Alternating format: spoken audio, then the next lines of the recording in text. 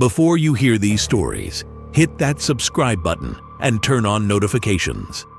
These confessions are real, raw, and deeply disturbing. If you appreciate honest storytelling, show your support with a like. Trust me, you'll want to be part of this community after what you're about to hear. I cheated on my wife of 10 years. I left her and our 2 children for someone I met online in a video game. That first sentence tells you everything you need to know about what kind of person I was. But the story goes deeper than that single moment of betrayal. Much deeper. I served in the U.S. Army. During my tour, I injured my spine badly. 2 vertebrae shattered, nerve damage that would follow me for the rest of my life. They discharged me with disability pay and sent me home to figure out what came next. But I had no idea what came next. For 2 years after that, I drowned myself in alcohol. Depression wrapped around me like chains I couldn't break. No job, no money, no purpose. Then I met a group of people who changed everything. Modern hippies, Wiccans, people living alternative lifestyles. They accepted me. Well, most of them did. There was this one woman who absolutely hated me. She said I was too polite, too nice, always had something nasty to say whenever I spoke. I couldn't figure out what I'd done to earn her contempt.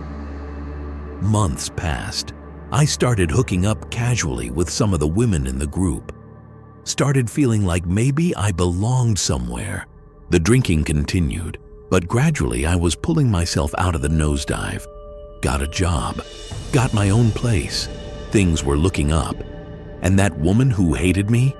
We became friends, then more than friends. We started sleeping together, just physical at first, nothing emotional. Pause. Then my job closed. Again, I had nothing. She asked me to move in with her. I figured why not? We were already sleeping together.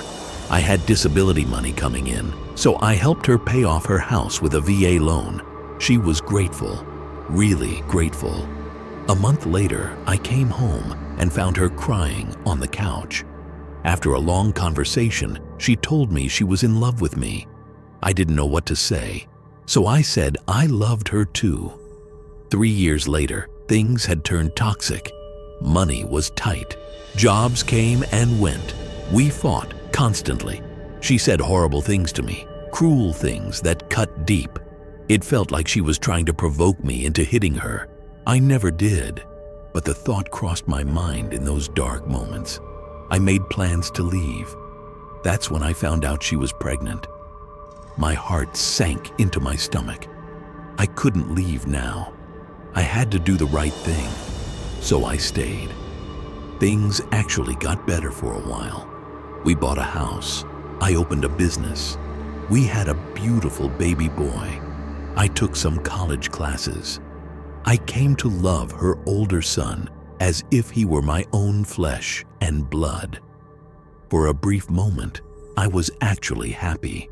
Stressed, but happy. Make sure you're subscribed because this story takes a turn you won't see coming.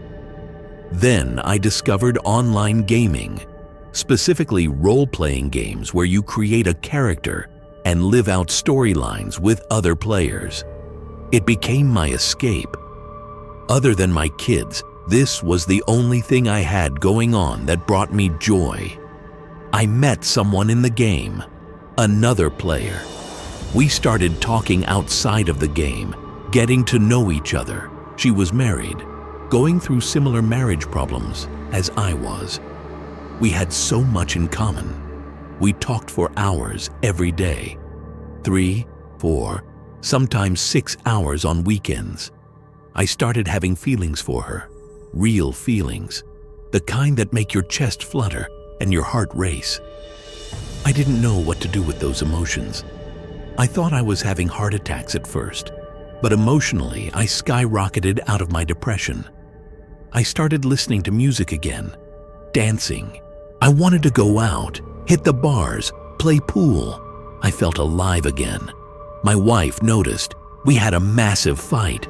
She said my happiness made her skin crawl. Those were her exact words. My happiness disgusted her. We fought for 2 weeks straight. Every single day, the same familiar patterns of anger and resentment. Then the woman from the game asked to meet me in person. I couldn't take the pressure at home anymore. I felt like I was going to explode. So I drove 3 hours to meet her at her family's ranch house. We had dinner, walked in the woods, talked about everything. I felt peace for the first time in years. All my stress just melted away. Pause. That night, we cuddled on a futon. One thing led to another. The weekend was perfect. I'd never felt that way with anyone before.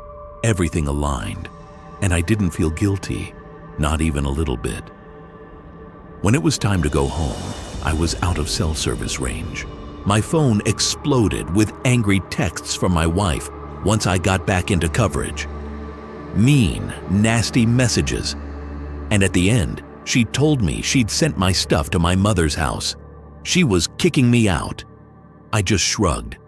I realized I didn't care anymore. The next 2 weeks were chaos. Crashing on my mom's couch, not telling anyone about my weekend, my wife calling to scream at me. She told me she'd gone out and hooked up with another guy. I still didn't care. We had another massive fight. I told her I was going to be happy with or without her. That set something off in her. The next 2 nights, she went out with 2 different men. She admitted to hooking up with both of them. Great. I was done. Completely done. There was nothing left for me there. I decided to move 400 miles away to be with the woman from the game. It took a month of terrible jobs to save enough money, but eventually I made it. I was living in a tiny 1-room apartment, living room, bedroom, kitchen, all in one space. The bathroom was basically a closet. I didn't even know apartments like that existed, but I was happier than I'd ever been. The woman left her husband for me. We lived in that tiny apartment for 6 months before upgrading to a 1-bedroom. It was the happiest time of my life. I'd never experienced feelings like that before. I didn't even know what happiness truly meant until then. Hit that like button if you're still with me, because the next confession will leave you speechless. Both divorces were rough. Her parents hated me. They blamed me for destroying their daughter's marriage. 3 years later, we were married. She was pregnant with our child. Things with my ex-wife were surprisingly amicable. I saw my kids regularly. We bought a house. I found a good tech job. We had 2 cars again. I'd never been happier in my entire life. Looking back, I'm not sure what the moral of this story is. Maybe it's that you have to do what's right for yourself in this life. We only get one chance at this. Spending it miserable for the sake of being miserable isn't living. I made a complete 180 in my life because I couldn't stand to live another day in the state I was in. Now that it's all in the rearview mirror, I can't imagine doing things differently. The only regret I have is staying in my previous life for so long, letting years slip away while drowning in unhappiness. But I learned something important. Sometimes the person who saves you is the one you least expect. And sometimes saving yourself means making choices that others will judge you for. Pause. My wife is the reason I'm still alive today. She doesn't know that. I've never told her explicitly. This was nearly a decade ago, back when she was just my girlfriend. I was going through one of the darkest stretches of my life. Everything felt heavy. Work wasn't going anywhere. I had no real sense of direction. Every day was Groundhog Day, the same meaningless routine on repeat. People around me probably thought I was just stressed or burnt out. But inside, I was drowning. I didn't talk about it with anyone. I bottled everything up. I thought handling it myself was what strong people did. I know now how dangerous that mindset is, but at the time, it was all I knew. One night, I got in my car and just started driving. No destination, no plan, just an overwhelming urge to escape my life. I ended up at a bridge on the outskirts of town. I parked my car, turned off the engine, turned off the lights, and sat there in complete darkness and silence. For 30 minutes, I didn't move. I stared into the void, letting the worst thoughts I'd ever had consume me. Thoughts that still make me shudder when I remember them today. I felt like I was getting closer and closer to making a decision, a permanent one. That's when my phone chimed. A text from my girlfriend. Simple, normal. "Are you working overtime tonight? When should I have your dinner ready?" That was it. Just a casual question about dinner. And it absolutely shattered me. I went from sitting there like stone to sobbing so hard I couldn't catch my breath. How could I have even considered doing something so selfish? How could I think about leaving behind the one person who actually cared about me? Her text reminded me that I mattered. Someone was home thinking about me, planning dinner, waiting for me to walk through the door like any other normal night. And there I was, parked on the edge of oblivion. Pause. I sat there for another half hour, pulling myself together. Then I drove home. When I walked in, there she was, smiling at me like nothing was wrong. Dinner was on the table. Pork chops, vegetables, rice. I don't think any meal has ever tasted so good. Not because of the food itself, but because of what it represented. That plate of food was proof someone loved me enough to want me home. I hugged her like I'd never hugged anyone before. I couldn't let go. She didn't understand why, but that hug was my silent way of saying thank you for saving me. Life moved forward from there. A few years later, I proposed. She said yes. Every single day since, I've woken up beside her feeling like I won the lottery. She has no idea how close she came to losing me before we even had a chance to build a future together. And like I said at the start, I've never told her. She knows I was going through a rough time back then, but she doesn't know how deep it went. She doesn't know about the bridge. She thinks I was working overtime that night. The truth is, I'll probably never tell her. Not because I'm ashamed, but because she has her own battles. She's been diagnosed with bipolar disorder, and she already carries enough weight. I don't want to add another burden for her to bear. The least I can do is carry this secret for both of us. I go with her to therapy every week and wait in the lobby while she talks to her counselor. I've read countless books about bipolar disorder, trying to understand what she goes through so I can support her better. It's the smallest thing I can do in return for the gift she gave me without even knowing it. Sometimes, late at night, I still think back to that bridge. How a simple text message pulled me back from the edge. I wonder how many other people out there have been in that same position, waiting for a sign, a reason to turn the car around and go home.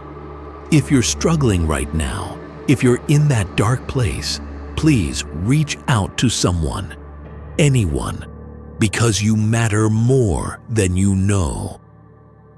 And sometimes, the smallest acts of love are what save people.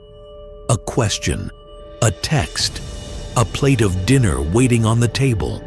Smash that subscribe button and ring the bell. You're going to want to follow this channel after what comes next. I'm a young surgeon. Most of my peers are older, more seasoned, with years of training behind them. I pushed myself hard. finished school as fast as humanly possible, rushed through residency. Now I'm in a fellowship where everything I do carries the weight of someone's future. People look at me and see confidence, maybe even talent. But inside, I feel the crushing weight of inexperience pressing down on me constantly. That weight has never been heavier than it was earlier this week. The patient was a baby girl, barely a couple of weeks old, a preemie, fragile but still alert in her own way. She'd been born with a condition so severe that without immediate surgery, she wouldn't survive. Her parents knew this. Everyone in the operating room knew this. Her condition was rare. I'd only seen the surgery performed once in person, just once. But in this field, you don't get endless opportunities to observe. At some point, you have to step up. My attending surgeon decided this was my chance.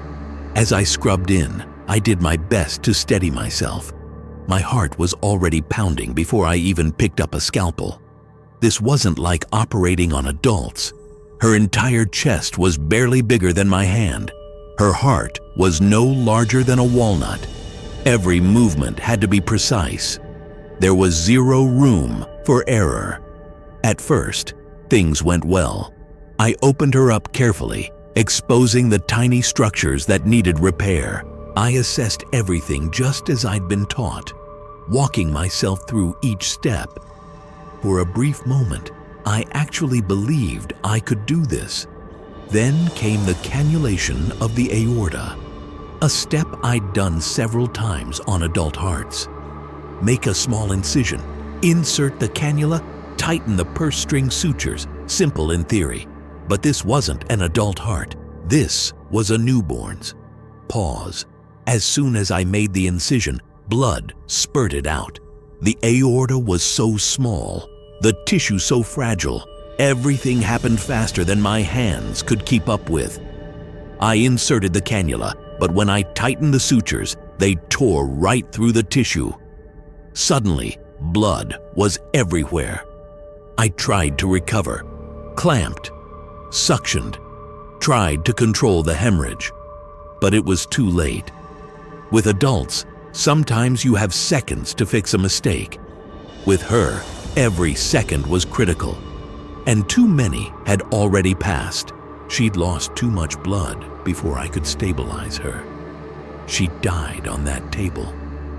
I've gone over it 1,000,000 times in my head since then. Every single moment of that surgery, playing on repeat like some cruel loop I can't escape. I wonder what would have happened if my attending had stepped in sooner, if he'd taken over at the crucial moment. But that's not how this works.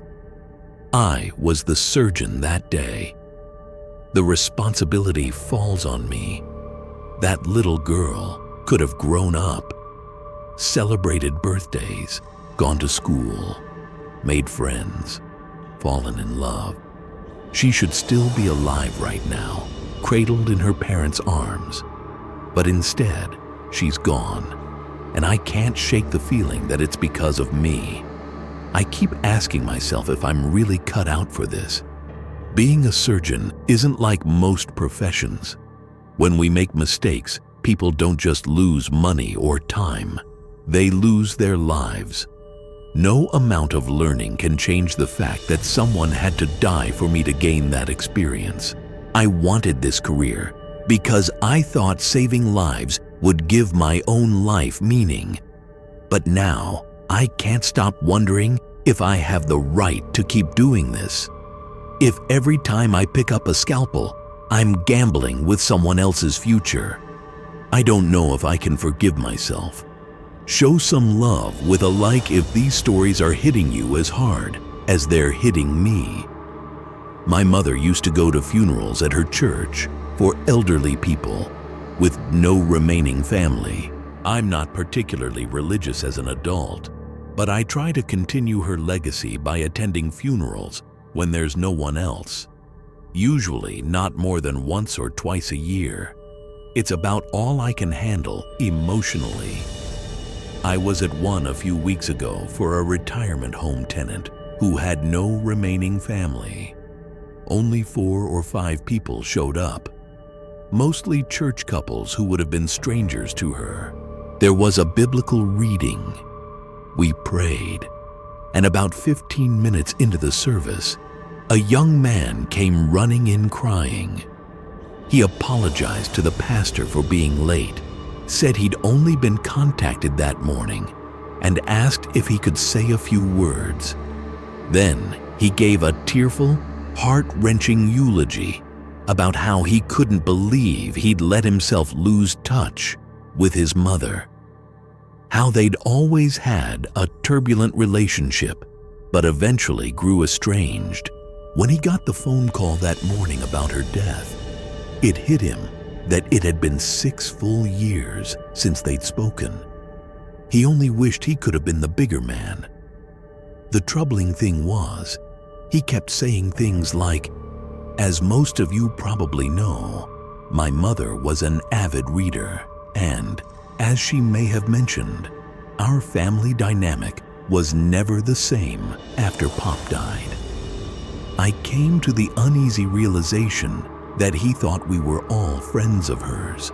He sat down and whispered to the pastor, asking how many other speakers there were. The poor pastor was faced with having to reveal that his mother had apparently died without any friends. He just said, "There are no more," looking for words when the son cut him off, explaining he'd never updated his contact info after leaving military service and was in Canada for work when they finally reached him.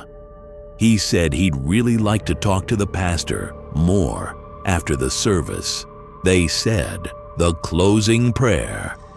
That was that. The young man started asking questions about how involved his mother was in church life. Then one of the women announced that everyone should filter into the lobby for light refreshments. Nobody wanted to be the one to explicitly state they were only there out of duty or pity.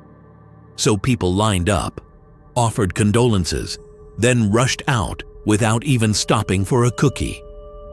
He tried to stop them, asking questions, but they were too quick. I couldn't bear it. It was too emotional. I'd never experienced anything like this at one of these funerals, so I did something I still regret. Pause. I walked over to him and said I was sorry for his loss, that his mother's death hit me hard. I wasn't sure he'd come. As the words left my mouth, my brain was screaming at me to shut up, but his face lit up. He asked if we could sit down because he had so many questions. I quickly clarified that we weren't terribly close, but he said that didn't matter. He was just glad his mother had some people in her life.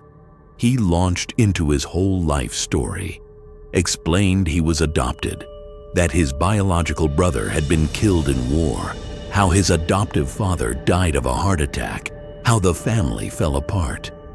He felt horrible for not trying harder to mend fences. I wanted to give this man the closure that would never really exist, so I told him what I thought he needed to hear, that she loved him, missed him, was proud of him, that she wanted to give him space to live his own life. He was so emotional. Really? She missed me?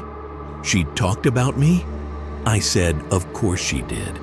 She'd tell everyone he was protecting the country, that he was an officer, but it was hard on her too. Every time there was news of a military death, she'd stop everything and be glued to the TV, praying it wasn't him. The guy was sobbing at this point.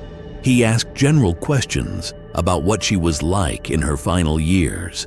I stuck to vague but memorable details: board games, news, therapy dogs that visited the home.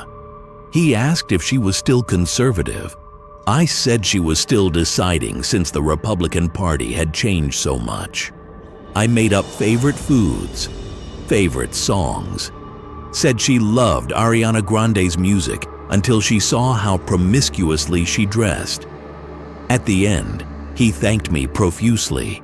We talked about what to do with the body. He said he was thinking of cremation so he could keep an urn and talk to her without driving to a cemetery. I said that's definitely what she would have wanted. He asked if she had a favorite flower. The funeral happened to have purple roses and baby's breath because the church buys whatever's on sale.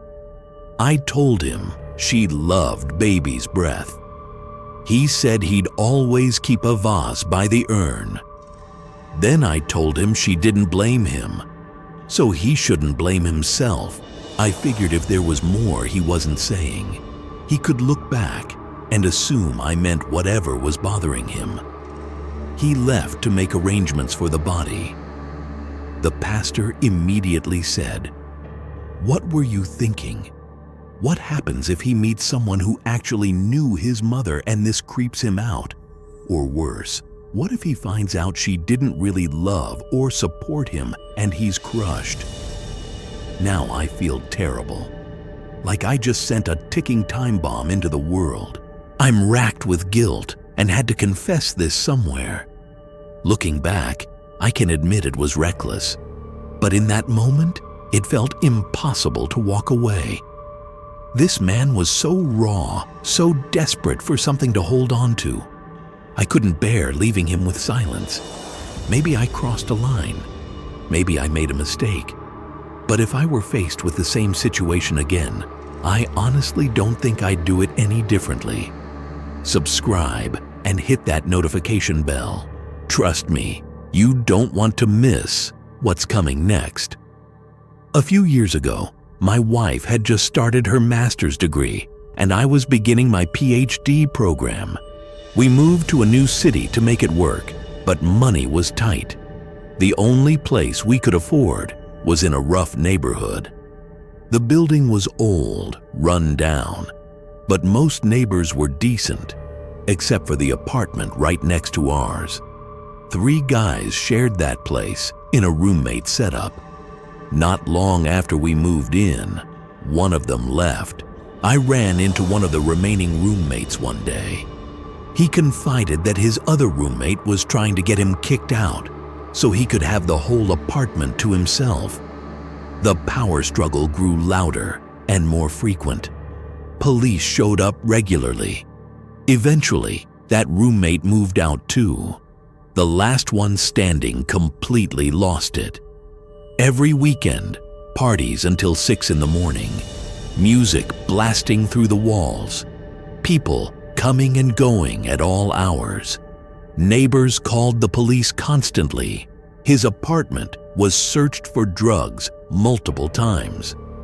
I'd watched him throw alcohol bottles off his balcony, nearly missing someone below. He got into a physical fight with another neighbor. At first, though, he was polite enough to us. If we asked him to turn down the music, he usually would. He even invited us over a few times. During one visit, he proudly showed off his drug and alcohol collection like it was some hobby. He picked up a bottle, ready to throw it off the balcony. We had to talk him down from doing it. But things changed for the worse when he lost his job. The music and chaos went from weekend thing to everyday nightmare. It was blasting constantly. No matter how many times we knocked, it didn't stop. This became a huge problem for my wife studying at home. Imagine trying to read dense textbooks while the walls shake with bass. We complained to the landlady, a nice older woman clearly overwhelmed. She admitted she was planning his eviction, but moved at a snail's pace.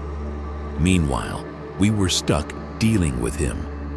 That's when I remembered his massive speakers, the kind that connect to Wi-Fi.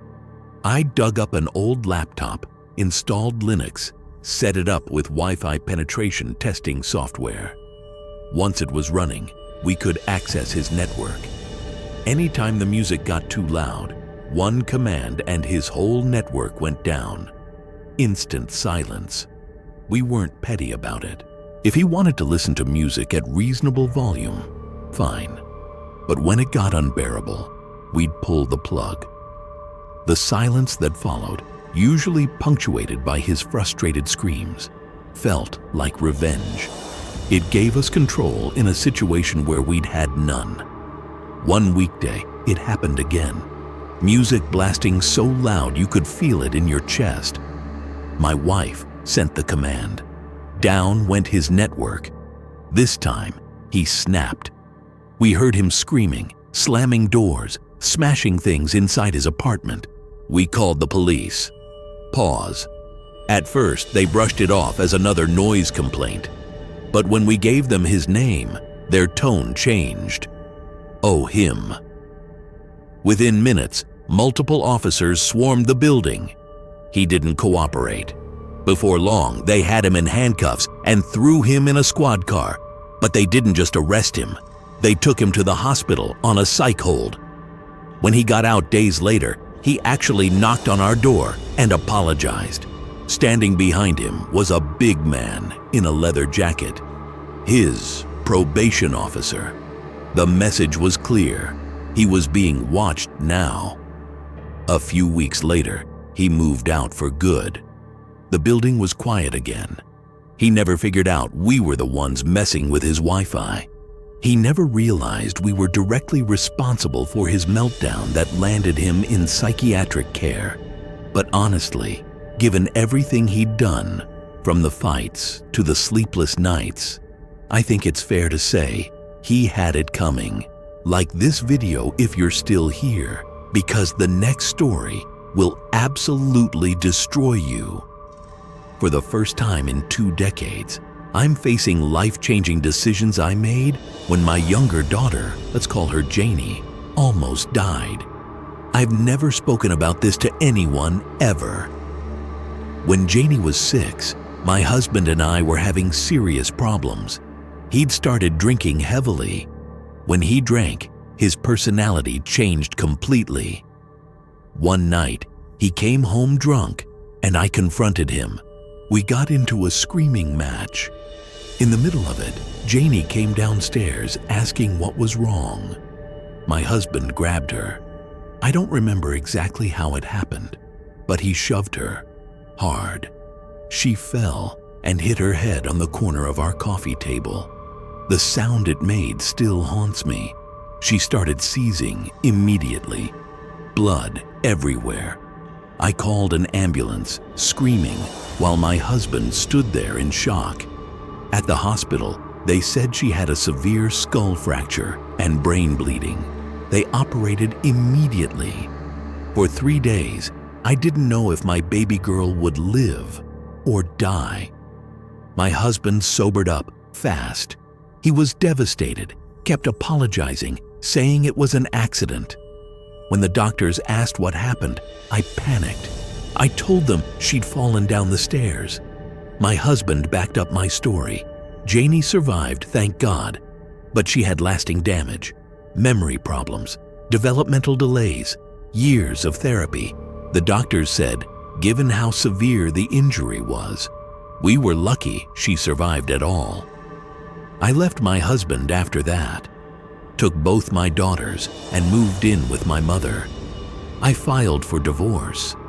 But then, months later, my mother convinced me I was making a mistake, that my daughters needed their father, that he'd made one terrible error, but was a good man otherwise.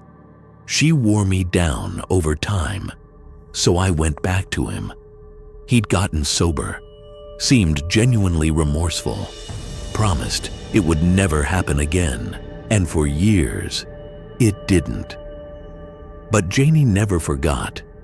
As she got older, fragments of that night came back to her.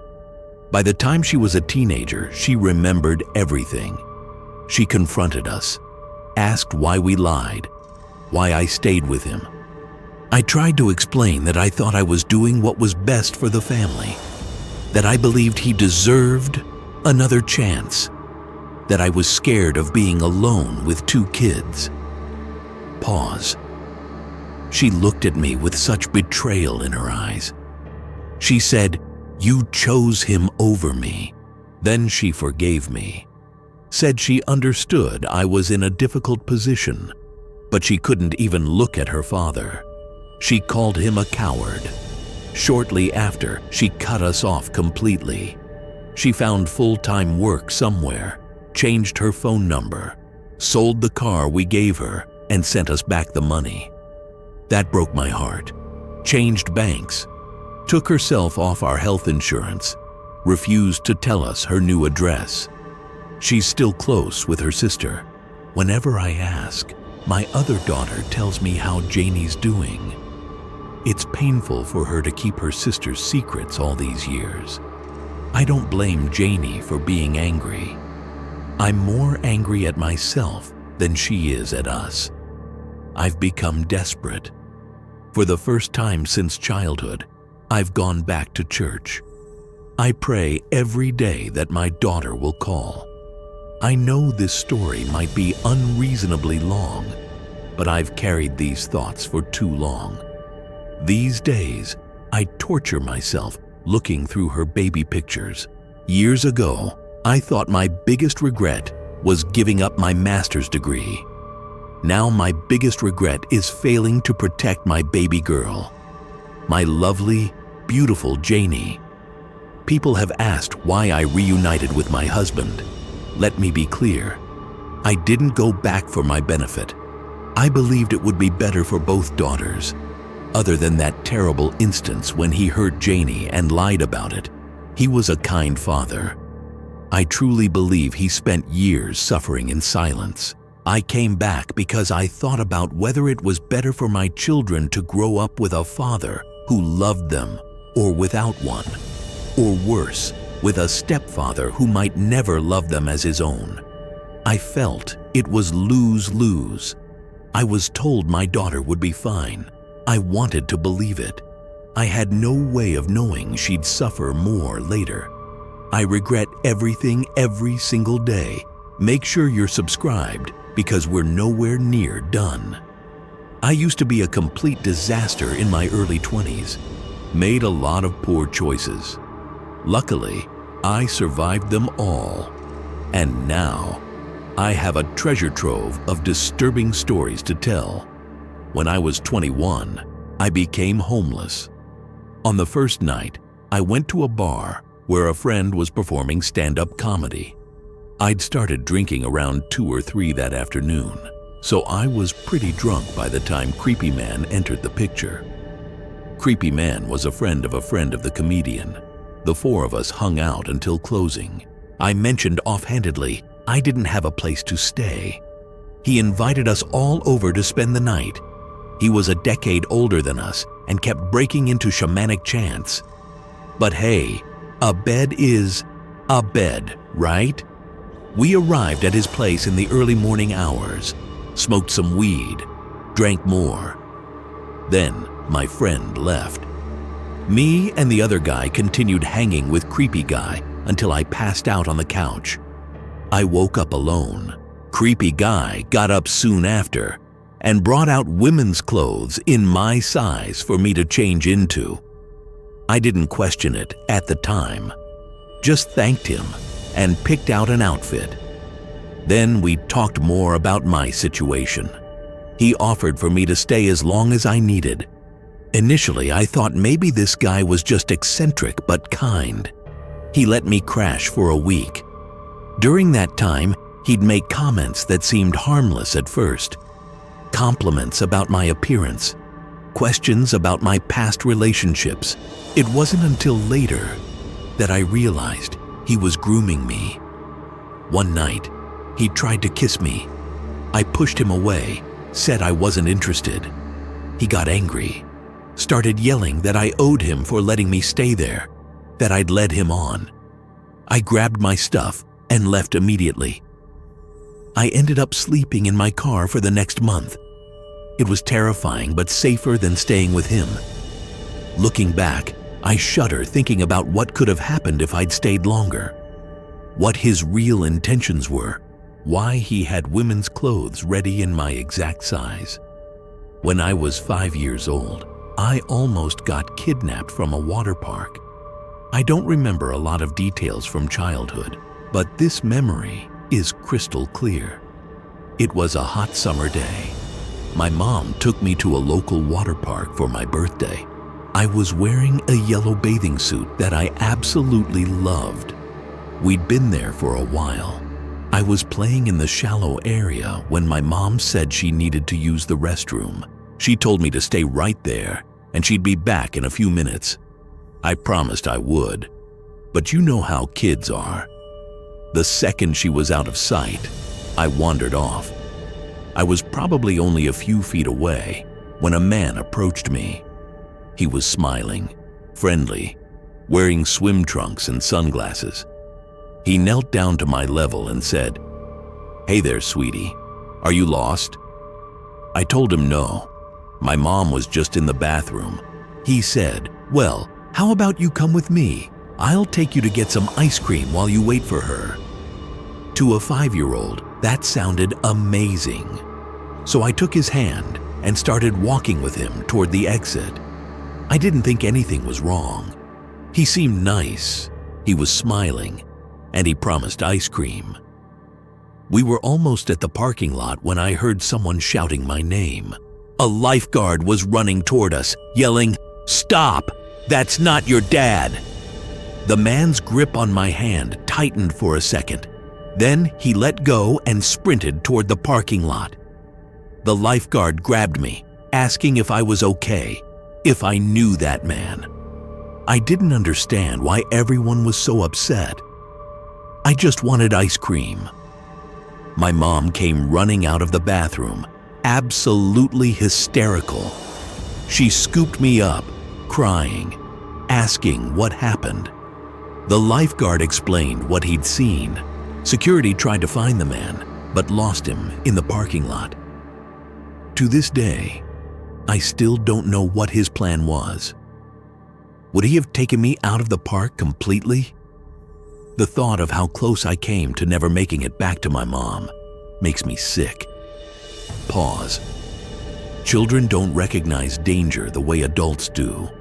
A smile and promise of something exciting is all it takes for some kids to follow a stranger without hesitation.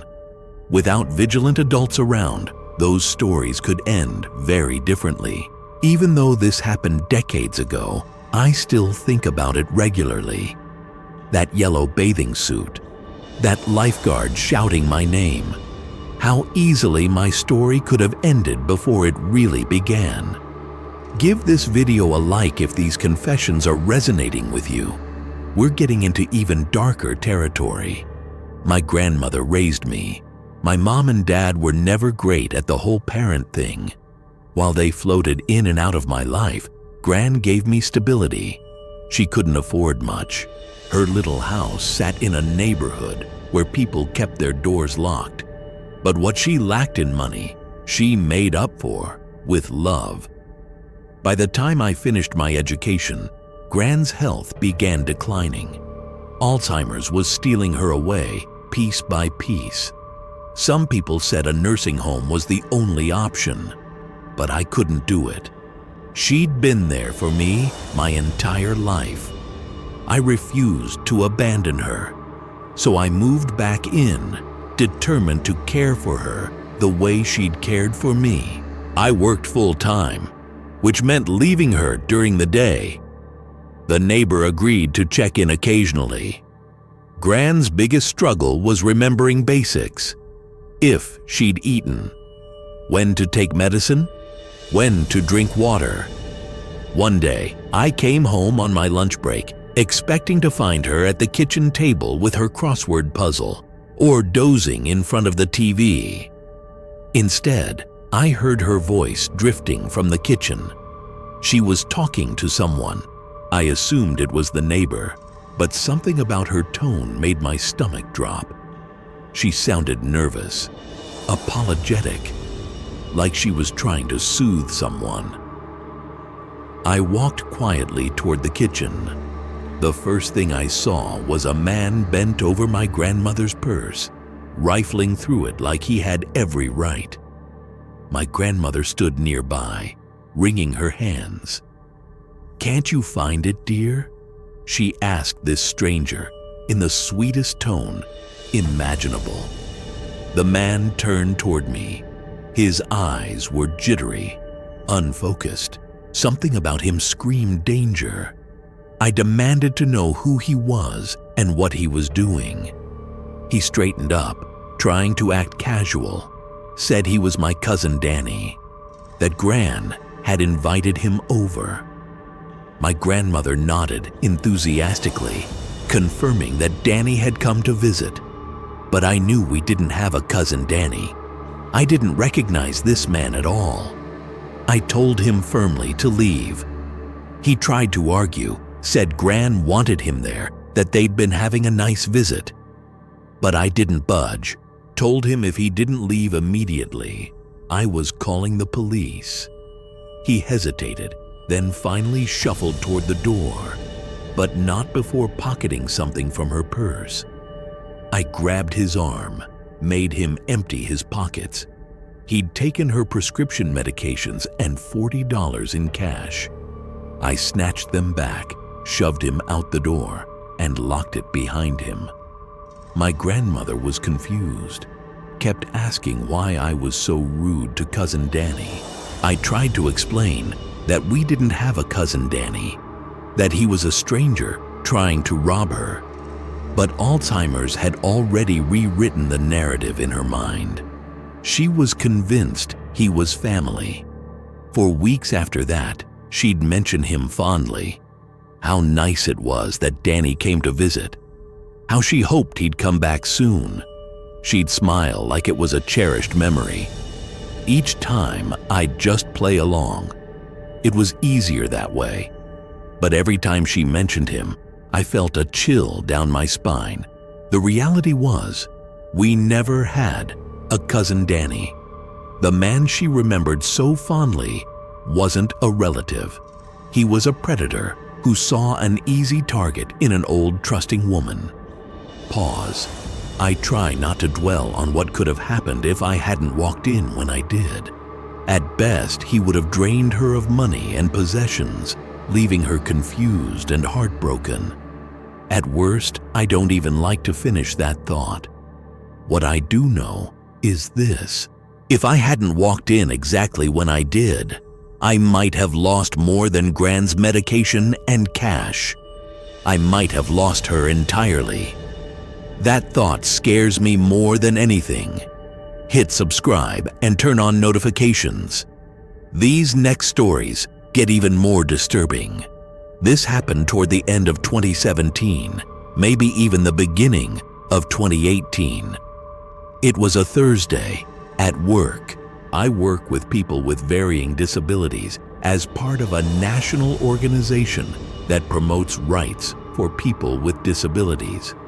We had some really important people in the building that day. People I'd grown up hearing stories about.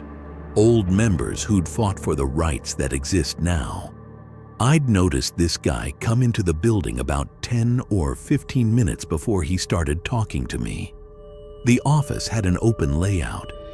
I'd recognized the guy after a few minutes, but wasn't sure from where. I was standing and talking to some important community members when he came over and got my attention. At first, I thought he wanted to talk to them, but it became apparent he wanted to talk to me. He said, "Hey, you look really familiar. Have we met before?" Used to this line of questioning, I responded, "Oh, you know what? I used to spend time here as a kid. That could be it." "Oh yeah, must be. My name's Paul, by the way." He started asking what I remembered about being a kid in such an interesting environment. I answered easily, especially after he'd introduced himself. I recognized his name immediately from stories told by old friends and coworkers, but I couldn't remember if he was someone I should be associating with or not. Sometimes my coworkers would warn me to stay away from certain people, but I really couldn't recall if he was one of them. After about 20 minutes of chatting, I went back to work at my desk in one of the more secluded corners of the office. I'd really liked that aspect about it. Pretty soon, though, I'd come to resent its positioning. I'd gotten back to work, entering data and other various tasks. Paul appeared at my desk, said he'd been thinking about our conversation, wondered if I wanted to grab coffee sometime to talk more. Something about the way he asked made me uncomfortable. His smile was too wide, his eyes too intense. I politely declined, said I was pretty busy. He didn't leave, just stood there, making small talk, asking personal questions. Where I lived, if I lived alone, what my schedule was like. Each question made my skin crawl more than the last. Finally, I excused myself to use the restroom. When I came back, I told my supervisor what happened. Her face went pale. She said, "Oh God, I should have warned you about him." Turned out Paul had a history, multiple complaints from young women in the organization. He'd been asked to stop attending events, but kept showing up anyway. Security escorted him out that day. I never saw him again after that. But for weeks, I was paranoid he'd show up at my car or follow me home. My coworkers felt guilty for not warning me sooner. But how were they supposed to know he'd target me specifically? The scariest part was how normal he seemed at first. Friendly, interested in my life in a way that felt genuine. It wasn't until later that the red flags became obvious. Looking back, I'm grateful my gut instinct told me something was off. And I'm grateful I spoke up instead of brushing it off. Please subscribe, because the final stories will leave you speechless. This happened at my old job back when I was still pretty green in the whole adulting world. I had two coworkers I got along with well enough, a guy and a woman. The woman was Muslim and wore a hijab.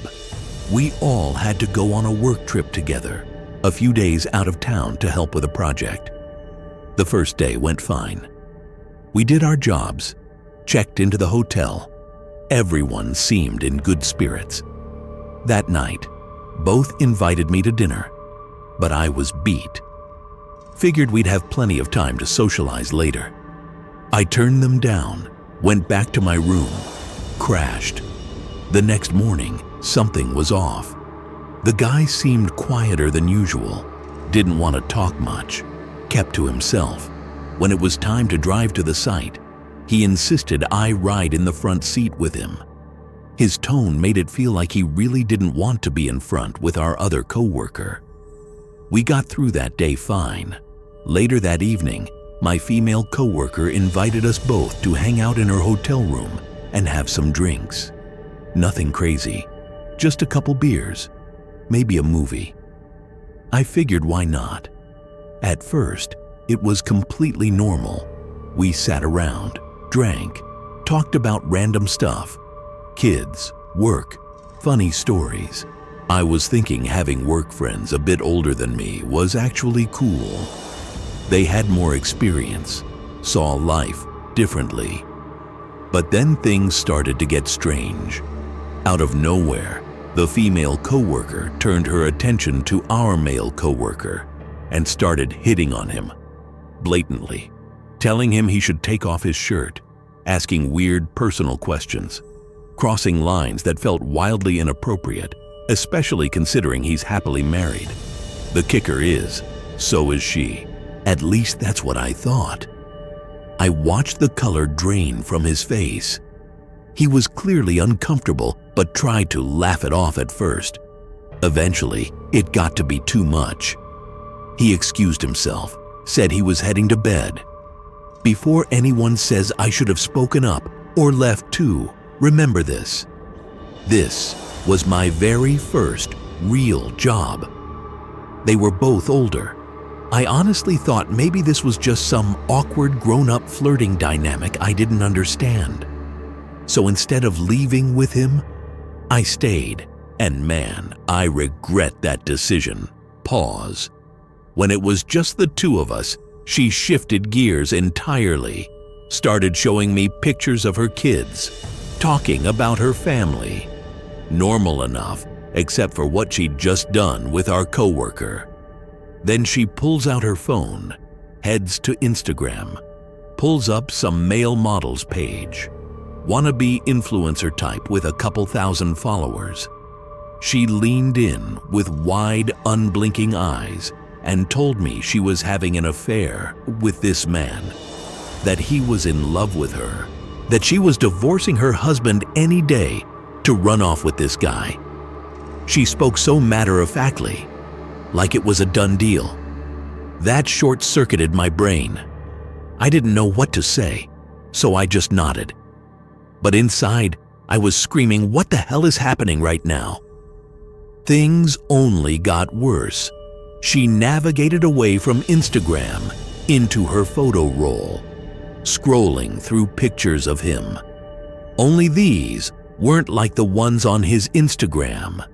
These were pictures she'd clearly taken without him knowing. Blurry shots from across a coffee shop. Him walking down the street, getting into his car. She had hundreds of them, talking about each one like they were precious memories. How she'd waited outside his gym for 3 hours to get one particular photo. How she'd figured out his schedule and made sure to accidentally run into him at his favorite lunch spot. I realized with growing horror that she wasn't having an affair with this man. She was stalking him, and she'd convinced herself it was a relationship. The man probably had no idea she existed beyond maybe recognizing her as someone who kept showing up in his vicinity. I made an excuse about being tired and got out of that room as fast as possible. The next morning, I pulled our male coworker aside and told him everything. His face went white, said he'd suspected something was off but didn't know how bad it was. We reported it to our supervisor when we got back. The company did an investigation. Turned out she'd been written up before for inappropriate behavior toward another male coworker at a different location. She was let go a few weeks later. I often wonder what happened with that Instagram guy.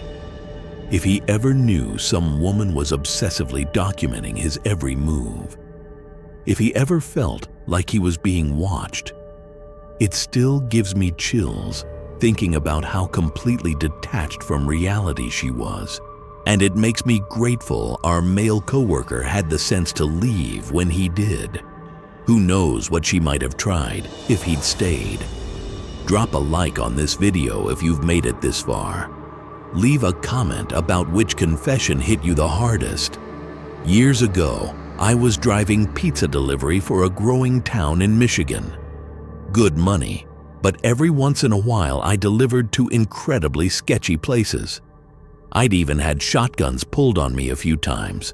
One Friday night about 2 months ago, we were unusually slow. When a delivery came in at 8:30, just half an hour before closing, I jumped on it, 7 miles away. All the closing jobs would be done by the time I got back. I'd be able to leave right after. It was way out of town in a wood-surrounded neighborhood. I climbed into my car and drove the 7 miles. As I pulled up, I got a bad feeling. The house was in a small trailer park type neighborhood next to a lake, completely dark. No lights inside, no porch light, single car in the driveway, open window on the side. I pulled in behind the car and sat there. Something was off. The house being completely dark, not even a nightlight visible. Usually when I deliver to a dark house, there's some sign someone's home waiting for pizza. This house seemed dead. Nevertheless, I put the car in gear, turned off the engine, grabbed the small, cheapest pizza we had, and got out. I walked to the front door and knocked. Nothing. Knocked again. Still nothing. I could hear movement inside though, shuffling, then whispers. My gut screamed at me to leave, but I'd already made the drive, already had the pizza. So I knocked one more time, louder. The door cracked open, just an inch. A man's voice said, "Leave it on the porch." Something about his tone made every hair on my body stand up. I said, "I need payment first." Long pause. Then, "How much?" I told him. Another pause. "Just leave it. I'll get you the money," I said firmly. "Sorry, can't do that. Company policy. Payment first, or I take the pizza back." More whispers inside. Then the door opened wider. 2 men stood there. Neither looked like they'd ordered pizza. Both looked like they'd been awake for days. Eyes sunken. Jumpy movements. One of them thrust a crumpled 20 at me, grabbed the pizza, and slammed the door in my face. I practically ran back to my car. As I was getting in, I noticed the window I'd seen earlier. Someone was watching me from inside, just standing there, staring. Pause. I peeled out of that driveway faster than I should have. My hands were shaking on the steering wheel. When I got back to the pizza place, I told my manager what happened. He pulled up the order history. Turned out that address had ordered multiple times before. Every time, the driver reported something weird. Paranoid customers, strange activity. My manager said, "We're blacklisting that address. You're not going back there." I was relieved, but also disturbed. What was happening in that house? Were they cooking drugs? Hiding from someone? The way they'd acted, the darkness, the whispers, it all pointed to something deeply wrong. A few weeks later, I saw a news article. Police had raided a house in that exact neighborhood, found a meth lab, multiple arrests. When I saw the address, my stomach dropped. It was the house I'd delivered to. I'd been standing on the porch of an active meth lab. Those men who'd answered the door were probably high, paranoid, potentially dangerous. If I'd pushed harder for them to open the door fully or come outside, who knows what might have happened. I quit that delivery job shortly after. Decided the money wasn't worth potentially ending up in the wrong place at the wrong time. Some people say I'm paranoid, that most deliveries are perfectly safe. And they're right, most are. But that one delivery was enough to teach me that sometimes your gut instinct is the only thing keeping you alive. If you've made it this far, you're part of a special group. Show your support by subscribing and sharing this with someone who loves true crime stories. I need to confess something I did years ago that still haunts me. When I was in my early 20s, I was a terrible person. Drug addict, dealer, manipulator. I hurt a lot of people, especially young women. I'd befriend teenage girls, usually between 15 and 17. Vulnerable ones, girls with troubled home lives or low self-esteem. I'd make them feel special, important, like I actually cared about them. Then I'd introduce them to drugs. Start small, weed, alcohol, then gradually harder stuff. Once they were hooked, once they needed what I had, I'd start asking for favors. Nothing big at first. Run an errand for me, hold on to this package, gradually escalating until I had them completely under my control. At my worst, I had 4 or 5 girls working for me. They'd sell drugs, steal for me. Some I even convinced to sleep with my customers as payment for drugs. I told myself they were making their own choices, that I wasn't forcing them. But I was. I was manipulating vulnerable kids. My own sister got caught up in it. She was the youngest. I'd gotten her addicted to cocaine when she was 16. She'd do anything I asked. because she was terrified I'd cut her off from her supply. I watched my baby sister deteriorate, and I didn't care. I just saw her as useful. It all came crashing down when one of my dealer friends set up a date for a girl named Mary. He said some guys wanted to meet her, would pay well. I brought Mary there myself because I wanted the money. I was broke, desperate for cash. When we entered the room, there were 3 guys with flashlights. Said the power was off. I believed them. Mary was freaking out, probably because she realized what I hadn't. This house wasn't theirs. It was abandoned. Before that registered, I was attacked. They beat me unconscious. I barely remember it. I remember being strapped to a gurney, hearing a paramedic say my lung was punctured. Turned out he was wrong, but I was in enough pain to believe it. Pause. I spent days in the hospital. Concussion requiring them to drill a hole in my skull. Broken ribs, broken hand that never healed right. Withdrawal from all the drugs. When police spoke to me, I refused to answer until they mentioned Mary had been assaulted too. I remember the shame of realizing I hadn't even considered what happened to her. She'd been violently raped while I was unconscious. They beat her too. I think that's the first time I felt real guilt. Not even my sister getting arrested had made me realize what I'd become. But seeing pictures of Mary's face, swollen and bruised, made me cry like a child. I told police everything about my dealer friend, but nothing came of it. He kept his mouth shut. They raided his home, only found a little weed. He got a slap on the wrist. I cleaned up after that. Drug-free for over 5 years now. But Mary, last I heard, is still a heavy user.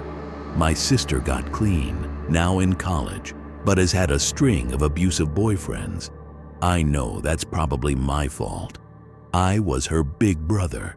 I taught her that men only want her for one thing. She's had a hard time unlearning that lesson. The other girls, I barely remember.